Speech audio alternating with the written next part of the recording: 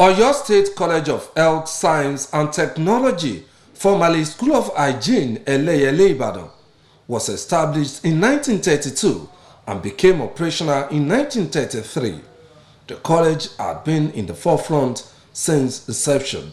The quality and excellence of the college in education further got a boost with the visitation of a team from Academy for International Science and Research. Speaking at our paper presentation to access the college, the leader of the team, Prince John Adeniyi, gave kudos to the management of the Oyo State College of Health, Science and Technology for maintaining higher standard of learning.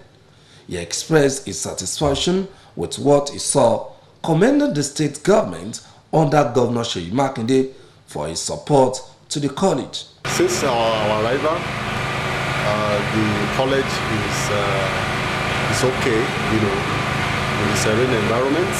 The management staff and the principal staff are up and doing, and I think the government has really done wonderful work. In his remarks, the provost of the college, Sanitarian Shiji Ganiyu, thanked the international body for picking the college as one of the colleges to partner with, saying this is a good omen for Governor Seyi Makinde's administration. This is a welcome development in line with the agenda of the present administration in the state for international collaboration and partnership. The Academy for International Science Research coming to our facility will be among the 22 selected colleges of technology in the state, in the federation. And we were told that out of that 22, only 16 of us now are being assessed.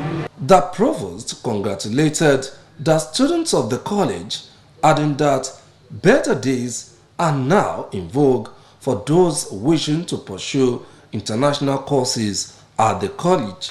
I want to congratulate them in advance that coming here now, we have international exposure locally. In the meantime, complimentary application forms for admission into the college are now on sale at the college premises, Ibadan. Interested candidates have the opportunity of visiting the college to purchase the admission forms and await entrance examination before end of this year.